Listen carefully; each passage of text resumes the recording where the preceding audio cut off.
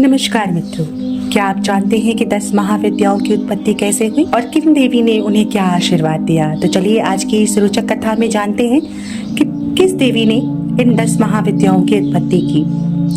कहा जाता है कि 10 महाविद्याओं की उत्पत्ति देवी सती यानी पार्वती से हुई थी। एक पौराणिक कथा के अनुसार जब भगवान शिव अपनी पत्नी सती को रोकने की कोशिश कर रहे थे कि वह अपने पिता द्वारा किए गए यज्ञ में ना जाए, तो देवी सती ने 10 दिशाओं में 10 अलग अलग रूप लिए, जो बाद में 10 महाविद्याओं के रूप में जानी गयी। देवी भागवत पुराण के अनुसार 10 महाविद्याओं की उत्पत्ति भगवान शिव और सती के बीच विवाद के कारण हुई थी। शिव ने सती को रोकने की कोशिश की, लेकिन सती ने 10 दिशाओं में अलग अलग रूप लिए, जिससे शिव उन्हें रोक नहीं पाए।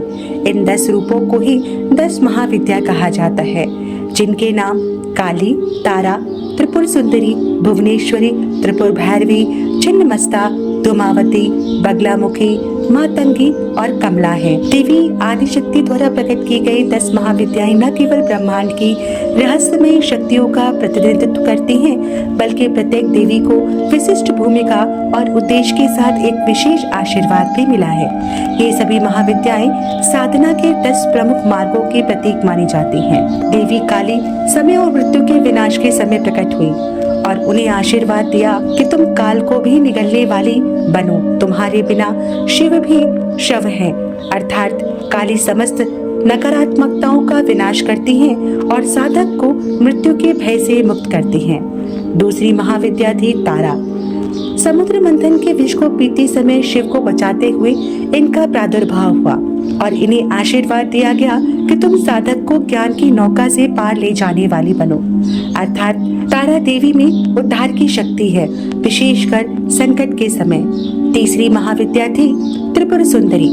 ब्रह्मांड की त्रिविध अवस्था में सौंदर्य और प्रेम की मूर्ति के रूप में इनका प्राकट्य हुआ और इन्हें आशीर्वाद दिया गया कि तुम सृष्टि की मूल प्रेरणा बनो, सौंदर्य कामना और सृजन की अधिष्ठात्री बनो। अर्थात यह देवी आत्म साक्षात्कार का मार्ग दिखाती है। चौथी विद्या थी देवी भुवनेश्वरी की। इन्हें समस्त ब्रह्मांड को अपने भीतर समेटने वाली देवी के रूप में प्रकट किया गया और आशीर्वाद दिया गया कि तुम संपूर्ण जगत की स्वामिनी बनो, भुवन की अधिपति। भुवनेश्वरी ब्रह्मांड की संरचना और विस्तार की देवी है। पांचवी महाविद्या थी छिन्नमस्ता। छिन्नमस्ता आत्म बलिदान और चेतना की जागृति हेतु स्वयं अपना शीश काटकर देवी ने प्राकट्य किया था। अतः इन्हें आशीर्वाद दिया कि तुम मोह का नाश कर आत्मज्ञान का मार्ग प्रशस्त करो।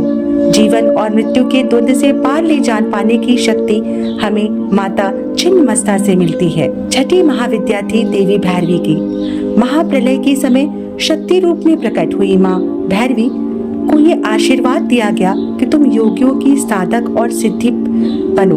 भैरवी तप और तेज की अधिष्ठात्री है। सातवीं महाविद्या थी माता धूमावती की विद्या। विधवा रूप सती द्वारा आत्मदाह के बाद प्रकट हुई थी और इन्हें आशीर्वाद मिला कि तुम वैराग्य और मोक्ष की मार्गदर्शिका बनो। अर्थात जीवन की क्षणभंगुरता का बोध कराने वाली देवी ही धूमावती देवी है।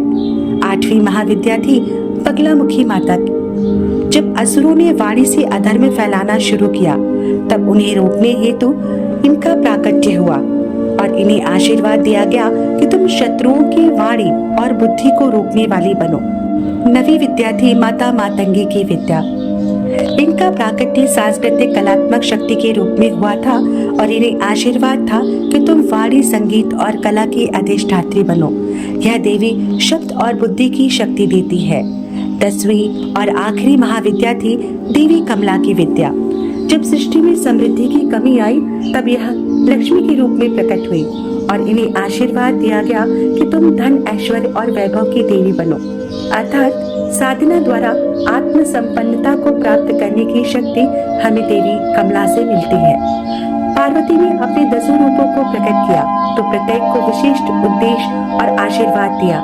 ये देवी साधक की आत्मोन्नयन, वैराग्य, शत्रु विनाश, संपन्नता, मुक्ति और संपूर्ण ब्रह्म ज्ञान की मार्गदर्शिकाएं हैं। इन महाविद्याओं का पूजन एक अत्यंत गूढ़ और शक्तिशाली साधना मार्ग है। तो चलिए मिलके सब इन 10 महाविद्याओं के चरणों में वंदन करते हैं। शक्ति को नमन करते हैं। आज की कथा में इतना ही। उम्मीद करती हूँ कि ये कथा आपको पसंद आई होगी। अगर आप किसी भी प्रकार का प्रश्न पूछना चाहते हैं तो कमेंट के माध्यम से हमसे पूछ सकते हैं। अपना कोई भी मत रखना चाहते हैं